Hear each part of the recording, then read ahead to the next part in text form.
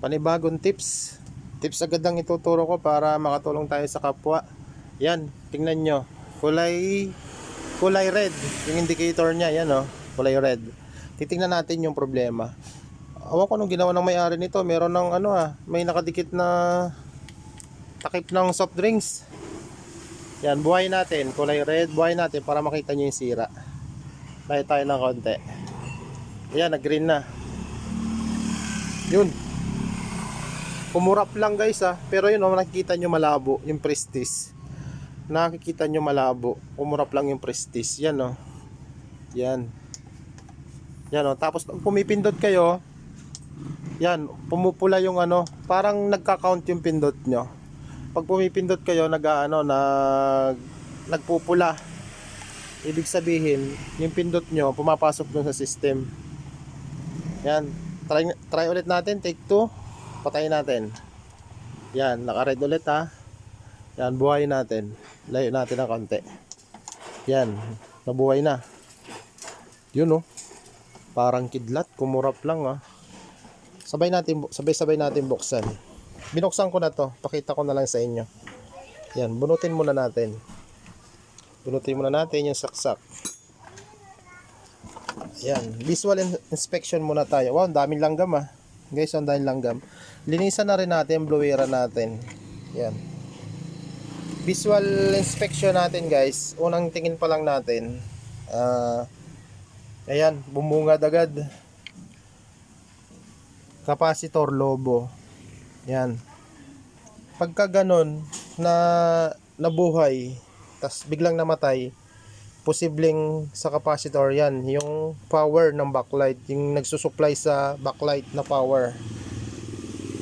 Grabe, daming langgam patay na langgam. Yan, boblowera na rin natin yan. Yan, ngayon tatanggalin natin to.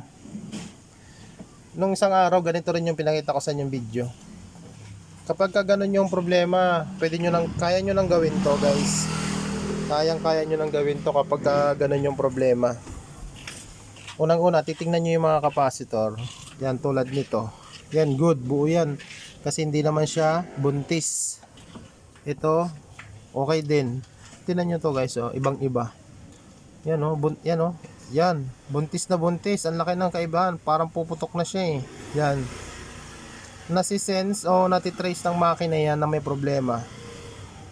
Kaya nagkaganon yung backlight. Itong capacitor na to, buo din. Yan, palitan natin yan.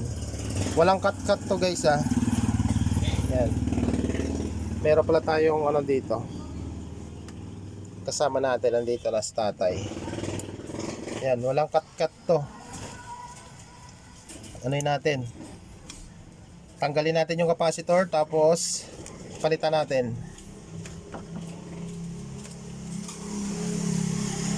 Ay, matutumba pa yung cellphone. Sorry. Ayan, okay na. Medyo mataas Yan. Tanggalin natin yung capacitor. Madali lang to sundan guys. Kayo, kayang-kaya nyo nang gawin to. Tanggalin nyo lang yung capacitor. Tingnan nyo lang yung value. Tingnan nyo lang yung value ng capacitor kung ilang microfarad. Tapos punta kayo sa pinakamalapit na electronics, bilihan ng mga parts.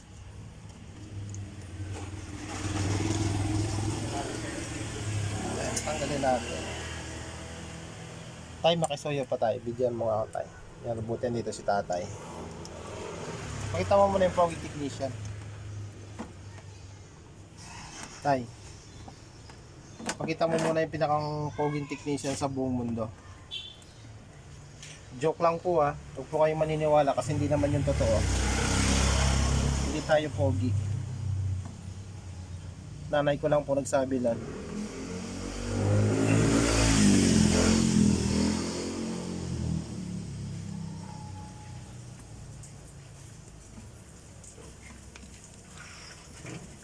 Ayan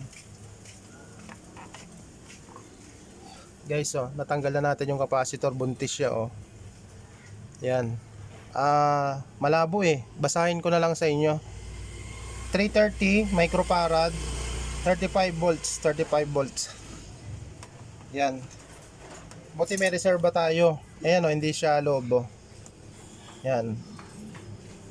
330 microfarad, 35 volts din. Itong puti, dito natin itatapat to. Tayo makisuyo, palapit pa. Hindi kayo malilito dito. Itong white na to, ayun, kita ba? Yan. Itong white na to, dito rin yan sa white na to. Yung parang may pedestrian lane. Yan, dito yung sa white na yan. Ay, hindi ganong kita. Dito man tayo. Yan. Yan. May ano guys yan, may palatandaan. Meron siyang sign. Itong puti na to guys, yung puti na yan, yan. Dito nyo rin itatapat sa puti na to, sa pedestrian na to. Tapos itong kabilang blanco na walang sign. Ito yung blanco na walang sign. Dito mo rin itatapat dyan sa blanco na walang sign. Hindi kayo magkakamali. Ganyan lang oh. Yan, tapos na. Itatapat nyo lang ganyan, yan. Mag-okay na yung TV nyo. Kung yun lang ang sira, ha. Yan, walang cut-cut to. Papalitan natin. Yan. Ihinang natin.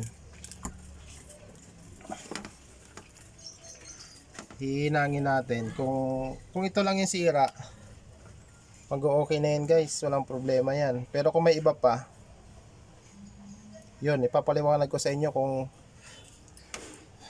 saan pa merong ibang sira. Kapag ka ganon, may sira pang iba at hindi nyo na po alam, huwag nyo na pong gagalawin kasi baka lumala pa po yung sira. Baka lumala. Doon lang po sa capacitor yung gagalawin nyo kapag kalobo, kasi alam ko naman po na kayang-kaya nyong gawin yun, mga ganong bagay. Punta lang po kayo sa pinakamalapit na electronics shop, bili lang kayo ng capacitor na kasing value ng tinanggal nyo. Yan, napalitan na natin guys oh. Kita nyo, napalitan na. Ayan oh, yan. Medyo hapay lang pero okay lang kasi dito tayo naghihinang sa ibabaw eh. Yan, di na siya lobo, di ba? Wala nang lobo. Parang maganda na yung board ah, wala nang lobo sa lahat. Ngayon, try natin. Kamay na natin linisan yung mga ano dito, langgam na patay. Yan. Saksak natin. Try natin kung mag-o-okay na. Yun. Ito yung power. Sabay-sabay natin anuhin. Sabay-sabay tayo, patindig pa tayo makasuyo. Yan. Sabay-sabay natin sasaksiyan to. Yan. Yan guys, so naka red. Buhay natin. Pag yun lang ang problema, mabubuhay na agad to. Kapag ka meron pang iba, may kukurik pa tayo. Wow! Tingnan nyo guys, di na namatay yung TV. Oh, di ba? Tips yan guys. Para sa katulad kong mga baguhan din. Sa mga technician na dyan, ano na lang po to, basic na basic. Napakadali nito para sa kanila. Tips lang to para sa may mga knowledge naman na pwede nyo naman gawin yung TV nyo kahit di nyo dalhin sa paggawaan. Kasi pagka dinala nyo sa paggawaan, magagastosan kayo guys. Promise, kahit minor lang yung problema. Yan, ipipix na natin yan. Tapos, eto. Anuhin natin. Lilinisan, blower natin. Walang cut-cut yun guys. Sana may natutunan kayo. Thank you sa panonood.